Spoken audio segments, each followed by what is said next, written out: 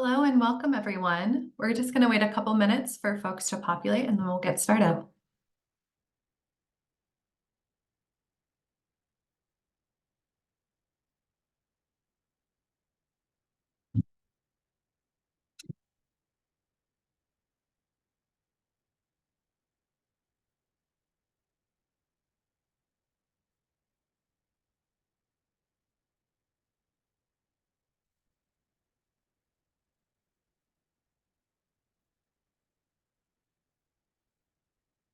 Great. Looks like we have a good consensus, so I will kick us off. Hello and welcome. Thank you for attending the 2024 Regional Challenge Grant Request for Letters of Interest information session held by the Washington Student Achievement Council. You may hear the Regional Challenge Grant referred to today as RCG and the Washington Student Achievement Council referred to as WASAC and Request for Letters of Interest referred to as LOI during this presentation. This session will be recorded and shared on our website. So as such, we'll begin the recording and you are welcome to have your camera on or off during the presentation. Next slide.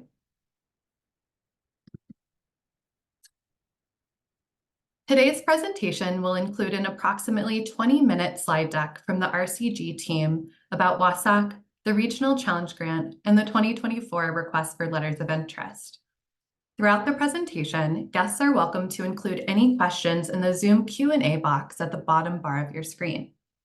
All submitted questions will be viewable to guests during the presentation, and there is an option to ask any questions anonymously.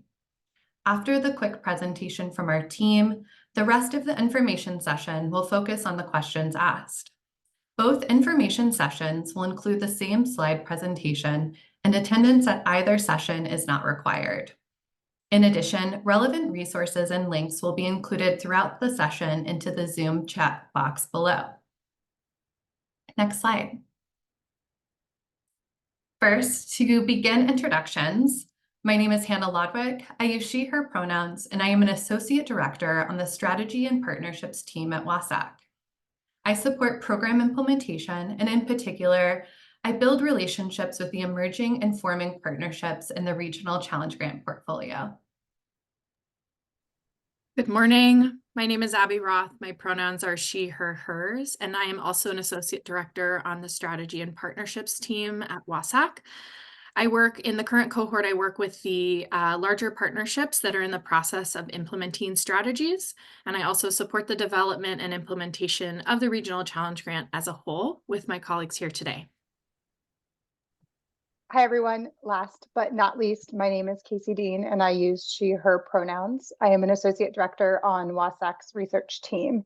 As it relates to the Regional Challenge Grant, I support our team in designing many parts of the grant reporting structure, and I support our partnerships as they gather stories and evidence that demonstrate how they improve the lives of learners and families served by their work. Next slide, please. I'm going to start with some high-level information about WASAC, the Washington Student Achievement Council, as it relates to this request for letters of interest. So the Washington Student Achievement Council is a cabinet-level state agency. We're working to raise educational attainment through strategic engagement, program management, and partnership work like this. We lead strategic planning to support educational systems coordination, and we also administer a number of financial aid programs, including the Washington College Grant or WA Grant, and we advocate for post-secondary education in all of its forms.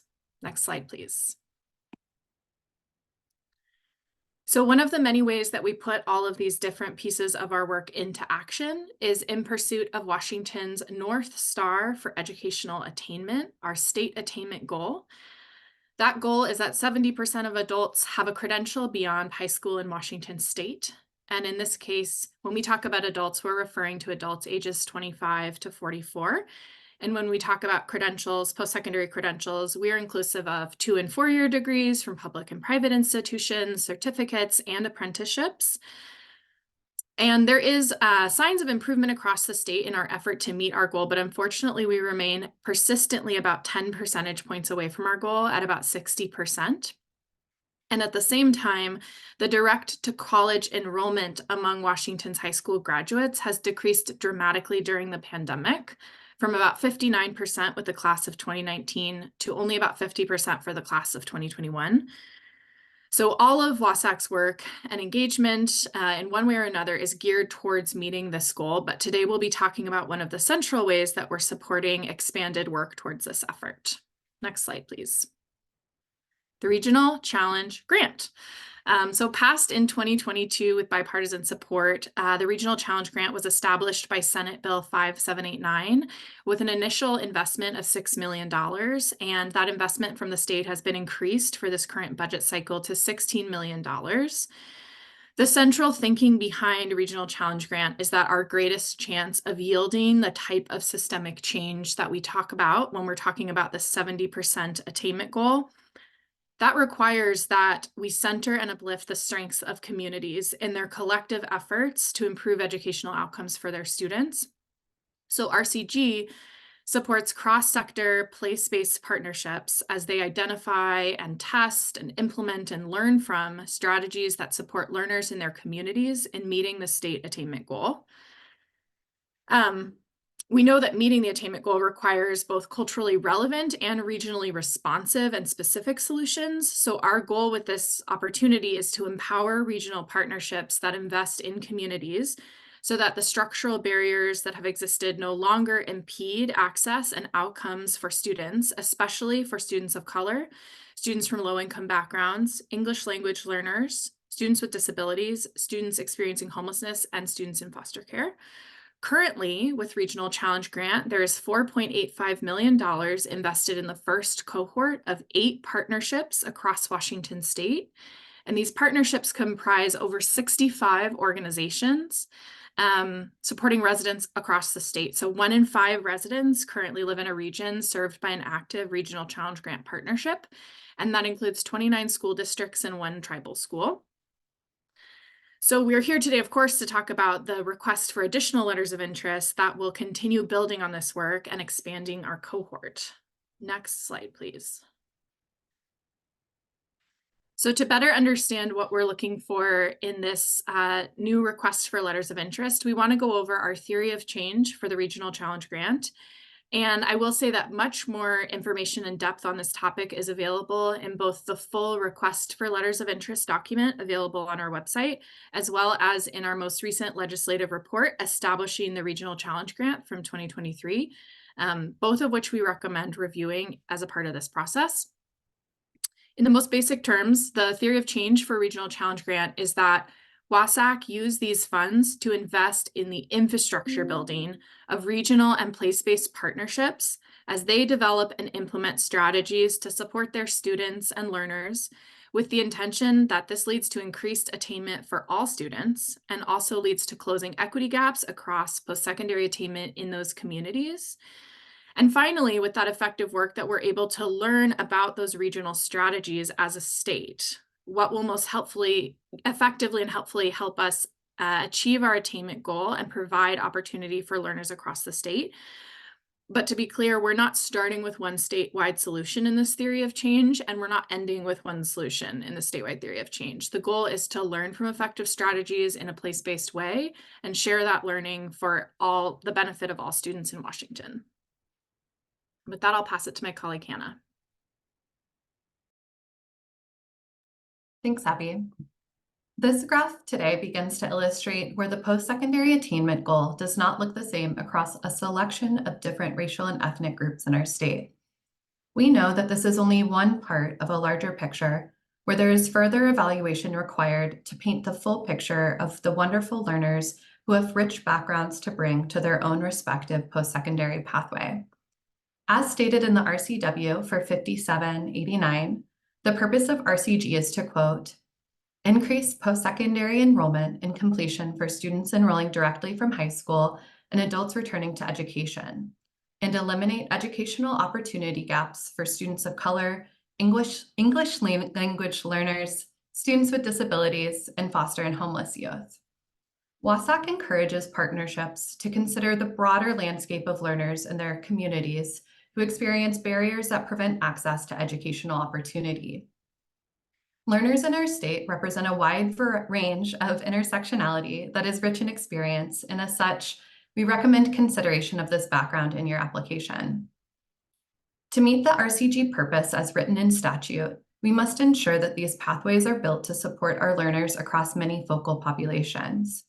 You all today are the respective experts in your local community, and therefore you are best equipped to understand the structural barriers that a student or their family will face due to historic or current structural racism. And last, we recommend partnerships consider the rich assets focal populations bring to their educational journeys. While there is one question out of the 8 that directly asks for more, we believe this asset framing can be included throughout the application. We truly cannot wait to hear about all of the wonderful students, learners, and families that are supported as a result of your critical partnership work. Next slide.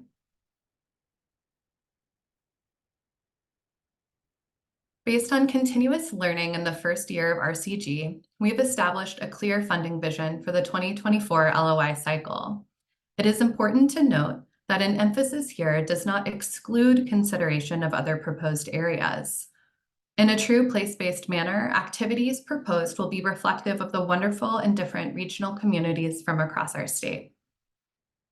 First, our hypothesis is that it takes a collective coming together with deep trusted relationships in their own community to meet the post-secondary attainment goal.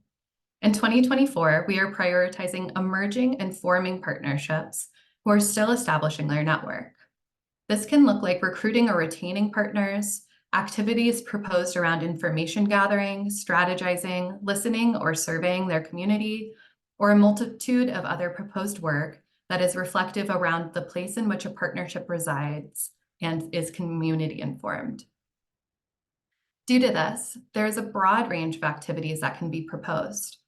We believe that trusted partnership work and relationship building takes time.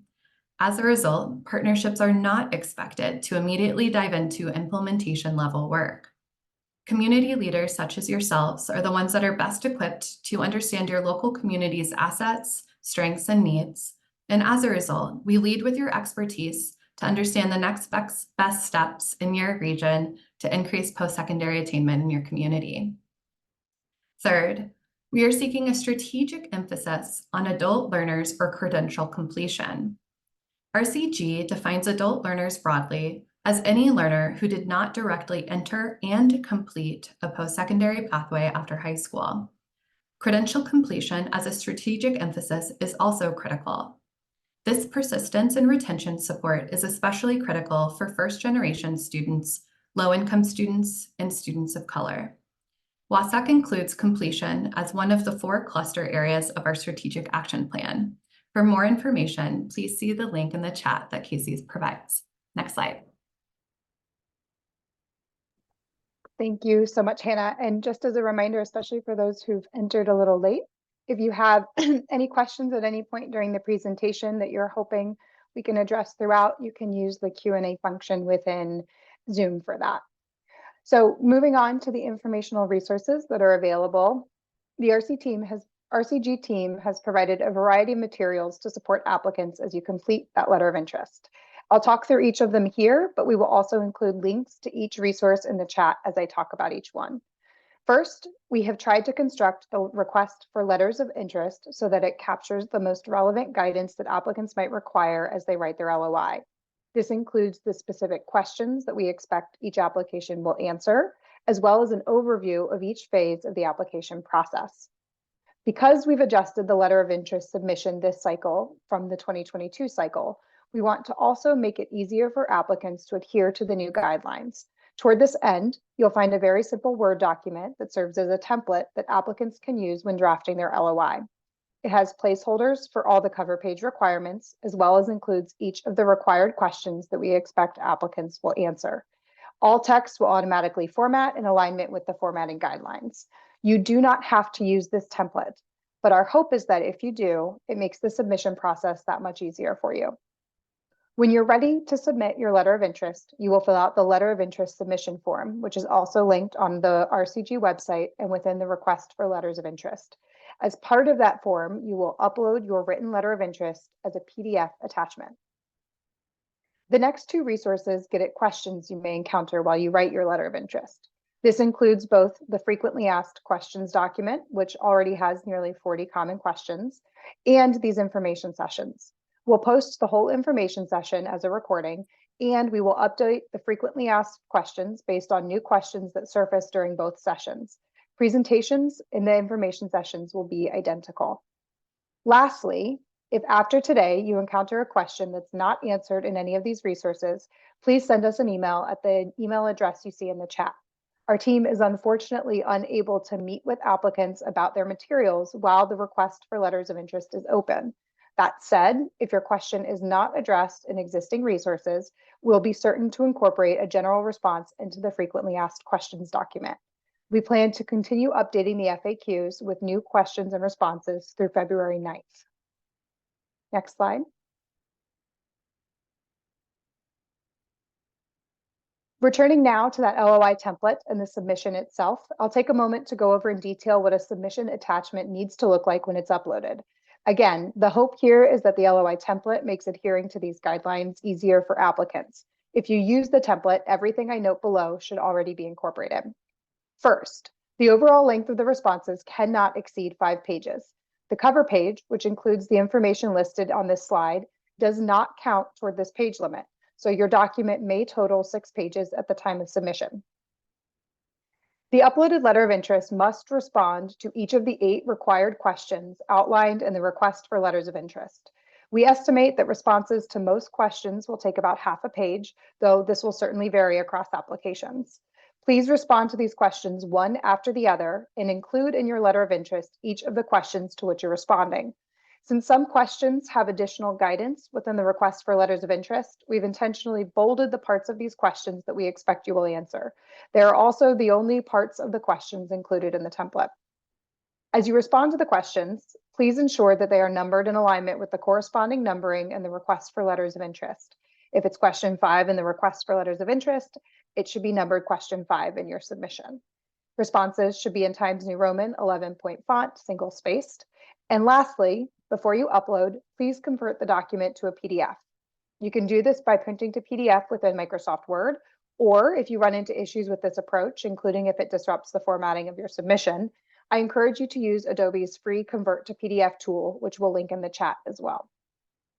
A final note, all letters of interest submitted to WASAC will be made publicly available on the WASAC website in advance of the recommendations made to Council, which we estimate will be at the May 2024 meeting.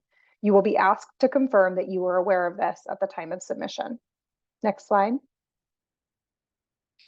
In the weeks after the LOI closes, WASAC will review all submitted applications. After review, we will inform some applicants that we would like them to participate in a deeper conversation with WASAC staff.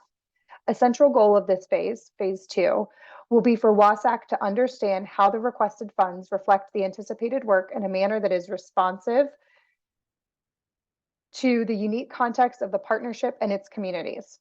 Because of this emphasis on alignment of funding request and anticipated work, we will ask all partnerships that we engage in this discussion phase to submit a draft budget that includes, among other information, the allocation of funds across all organizations involved in the RCG funded work that the partnership will pursue. This back and forth may include requests from WASAC to adjust the anticipated work or to make budget adjustments.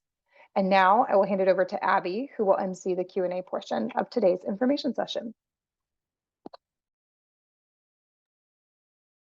Yes, thank you so much. We're going to pivot to taking questions that you may have or have encountered as a part of this request for letters of interest.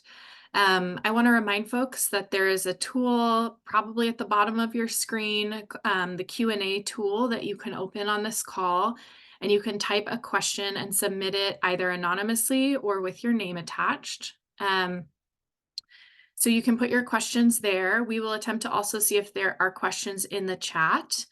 Our goal with this time today for the rest of as much of this hour as we need will be to collect your questions so that we can be sure that all applicants have access to the same information and that we can provide all of this on our website as well.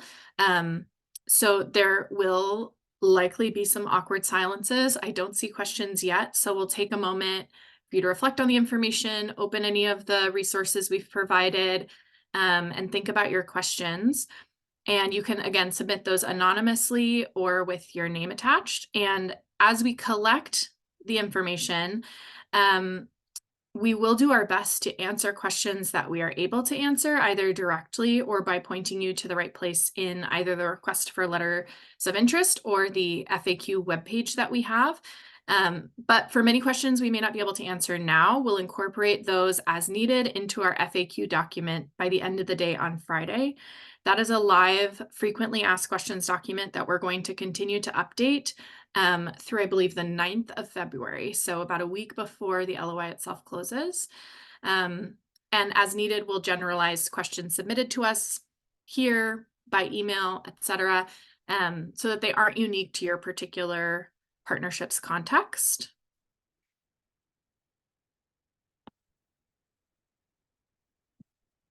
And I want to apologize in advance for any pauses as I read things and confer with my team to make sure that we have the resources in front of us. Appreciate those folks submitting questions, and I'll begin answering as soon as I can. One moment.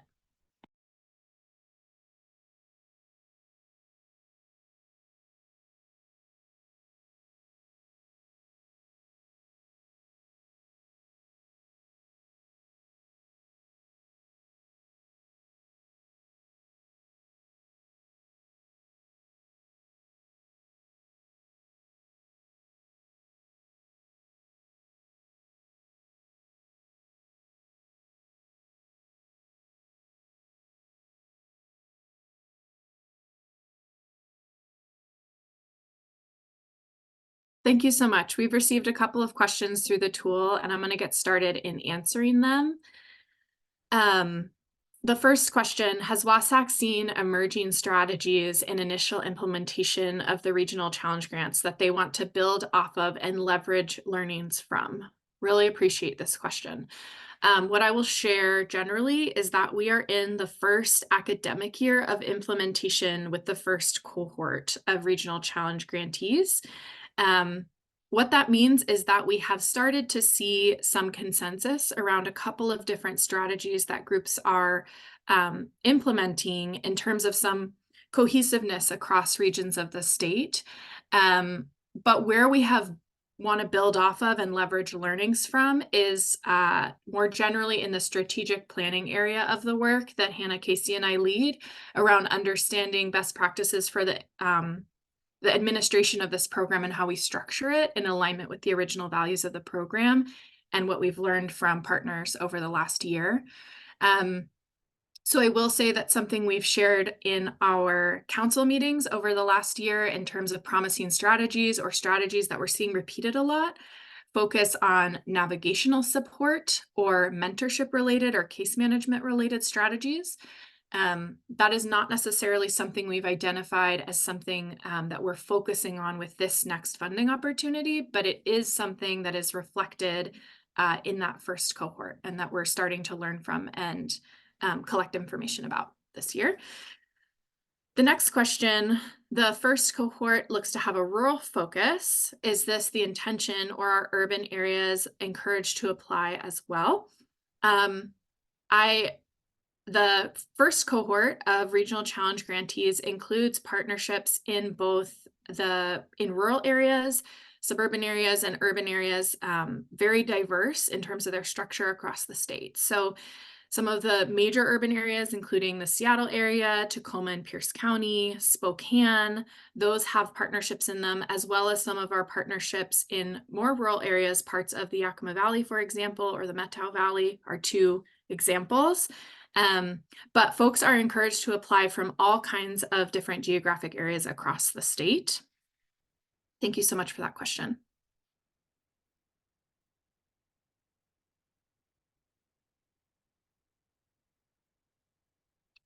The next question I see, does the line item budget need to be included during phase 1 of the request for letters of interest?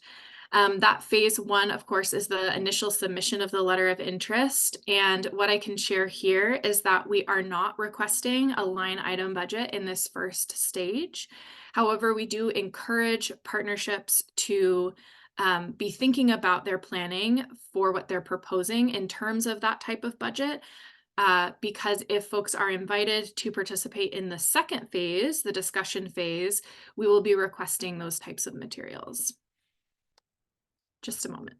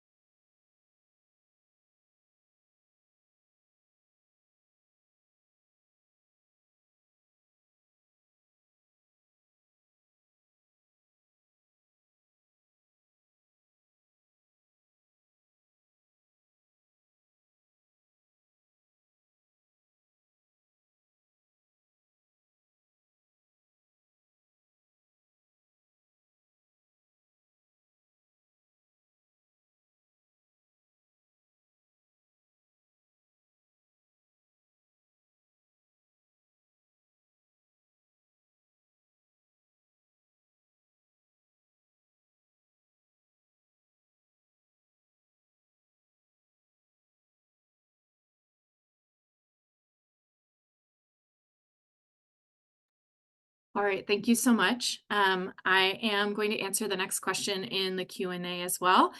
It says, appreciate the funding vision allows for a wide range of place-based proposed activities, specifically to remove structural barriers. And the question is, how are the funds dispersed? Is it a reimbursement model? One of our goals with the Regional Challenge Grant is to be as user-friendly as we can be, while also operating from a place of a public state agency where we need to account for funds. So the process in the first year has looked like approval of budgets is a part of the initial contract negotiation phase with selected partnerships. That approved budget is included within the contract itself. And we negotiate a set of terms where funding can be dispersed via an invoice to groups, and we collect expense reports to understand funding and how that funding has been well utilized and spent.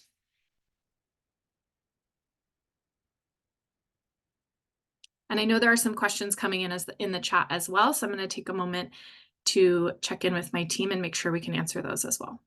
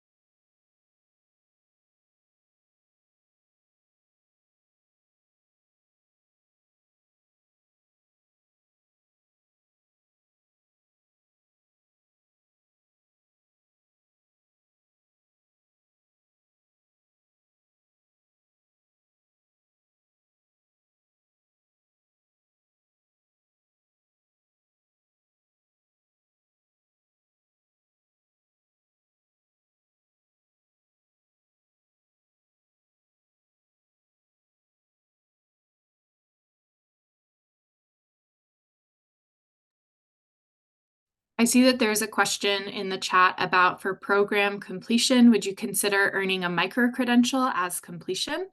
That is a really great question. And I think the further definition of our areas around adult learners and around credential completion, I want to take those questions back so that my team has time to discuss and make sure that we can update our FAQ document accordingly. So I'm going to leave that question in that zone and really appreciate someone asking that question. Thank you.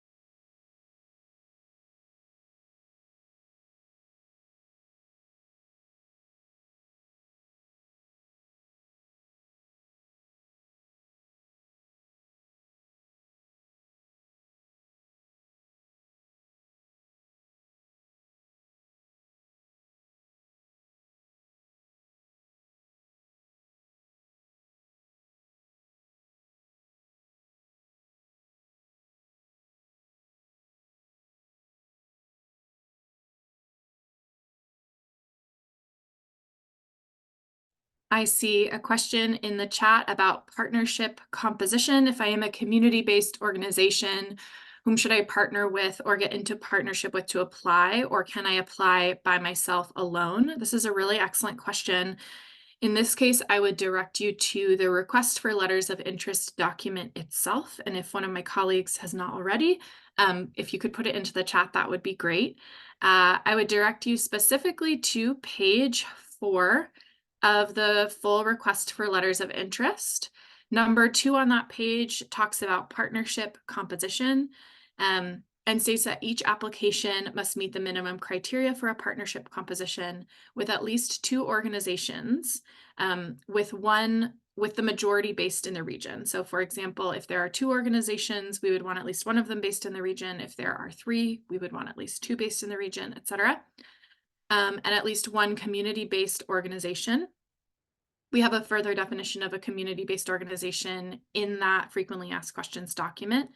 And at least 1 educational entity, such as a K-12 school or district or higher education institution. There are many others as well. But in the case of the position of the question as I see it asked in the chat, if you are a community-based organization looking to apply, I would encourage you to submit an application in partnership with at least 1 educational entity to begin with. Thank you so much. One moment. Abby, I'd love to pick up just a little bit there. I love the strategic question in the chat specific to a CBO organization and who they should partner with.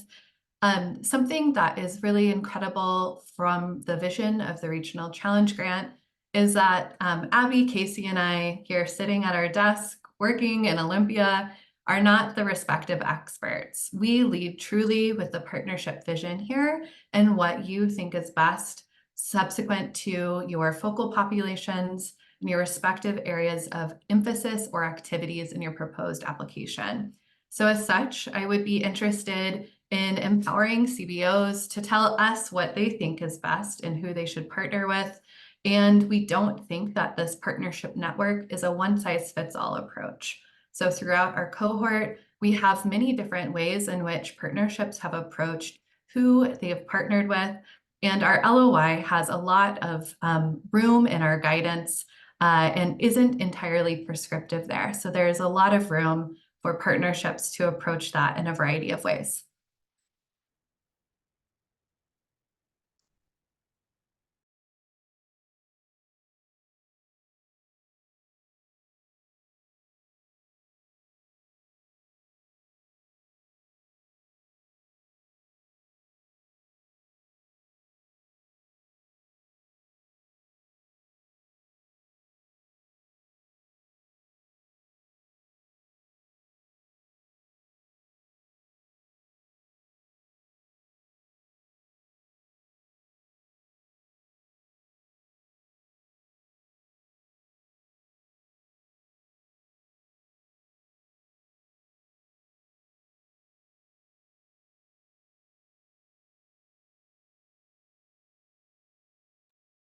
Thanks again so much for your patience as we navigate collecting these questions and making sure that we can document them and answer them for everyone's benefit.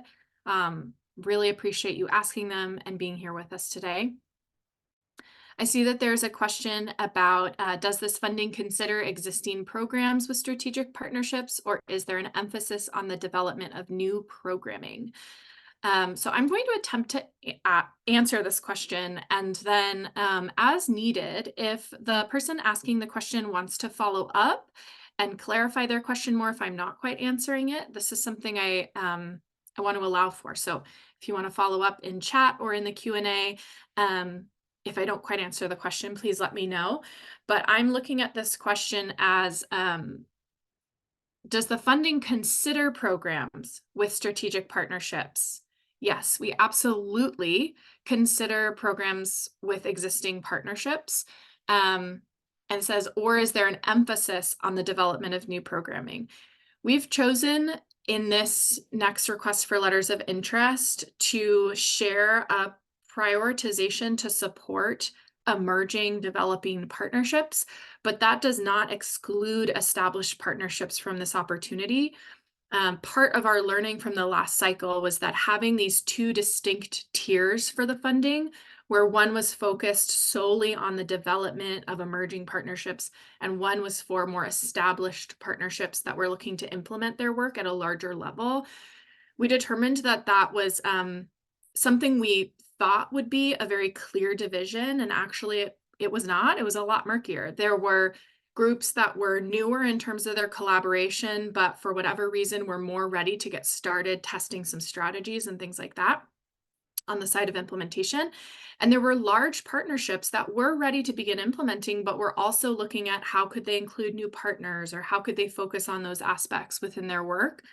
And so we've decided with this next opportunity for funding to state a priority or a focus, it's true, on emerging or developing partnerships, to clarify that we are not looking for every applicant to share with us a robust set of strategies for implementation, or feel that in order to be eligible for an opportunity like this, that's where their partnership needs to be.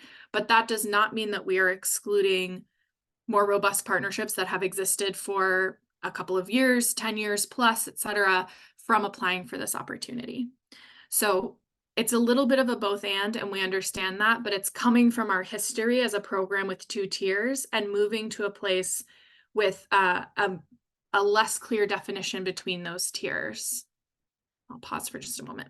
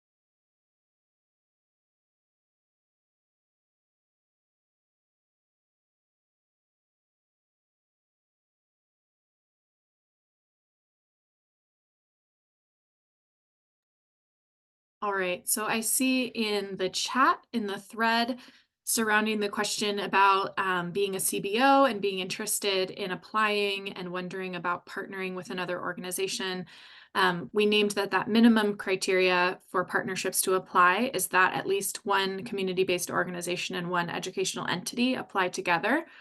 There's a question about if I, as a community-based organization, apply with a partnership with an educational entity, what is the role of that educational entity after the grant is awarded? That is a really great question. There might be a lot more to say here, but in the simplest terms, what I'll say is that there is no defined role for each member of the partnership, except that in terms of the minimum guidance, we need to have a lead organization that is the organization that we primarily contact and work with, that primary point of contact for the application. And there needs to be a fiscal agent for the application itself. Those can be the same, they can be different. So the educational entity and their role within the work would depend on the cooperatively determined work plan between those partnered organizations. In some cases, a partnership may award a subcontract to one of their partners as a part of their plans to deliver on a particular part of the work. In other cases, maybe the funding would go to the lead partner, but there would be a cooperatively determined plan for that funding in terms of how the funding will be utilized to support the entire partnership in their work. So that's a little bit of an answer, but I know that maybe there's a lot more I could say there.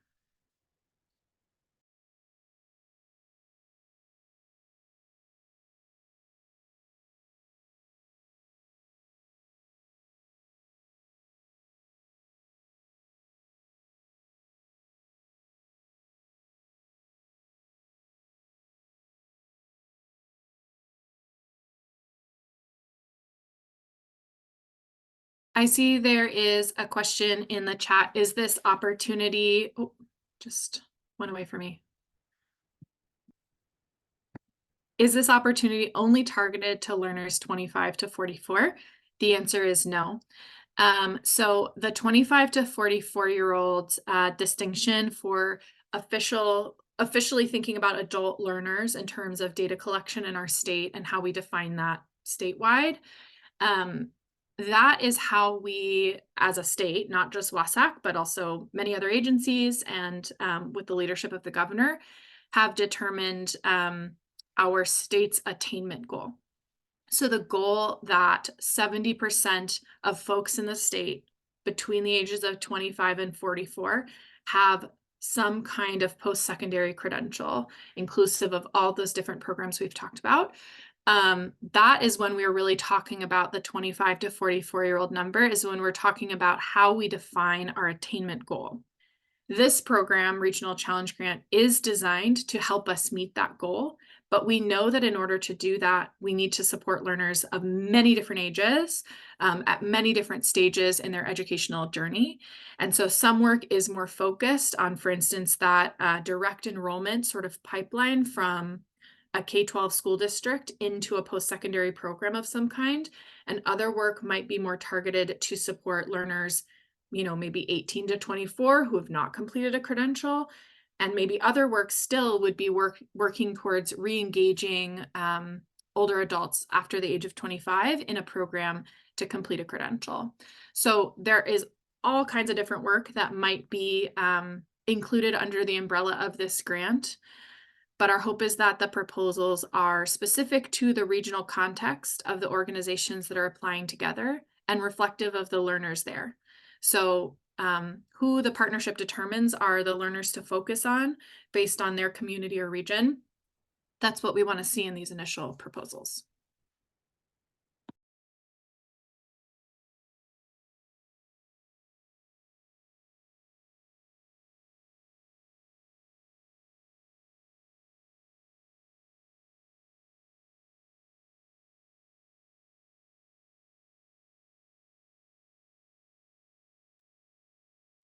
Just want to take a brief pause as we're waiting for additional questions to come in, if there are any, and just say thank you. All of these questions so far are incredibly thoughtful, and I'm really excited that this is a beginning moment and opportunity for us to see the rich applications that are generated throughout the state from all of your respective partnerships and the different sort of work that will be proposed.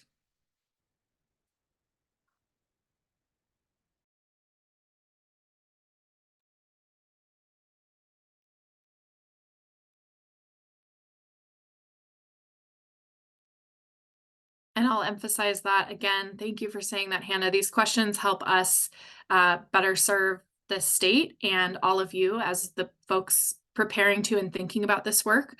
So thank you so much for asking your questions. As a reminder, it is also possible to submit questions via the Regional Challenge Grant email address, which we'll continue putting into the chat. And all the questions asked here today that we've attempted to answer in real time, however possible, we will also include as needed where it's not redundant in our frequently asked questions document. And that will be available. It is available now, but it will reflect these questions by Friday end of day this week.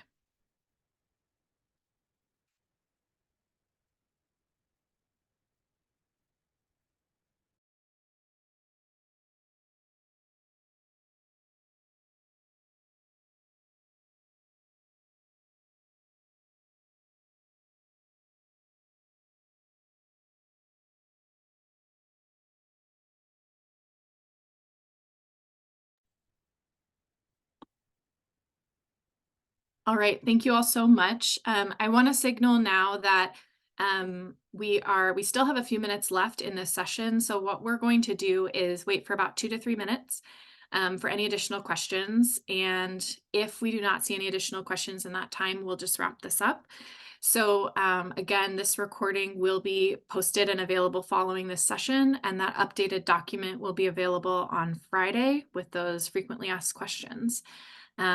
So in just another 2 to 3 minutes here, I will pass it back to my teammate Casey to close us out for the day if we do not see more questions. And thanks again.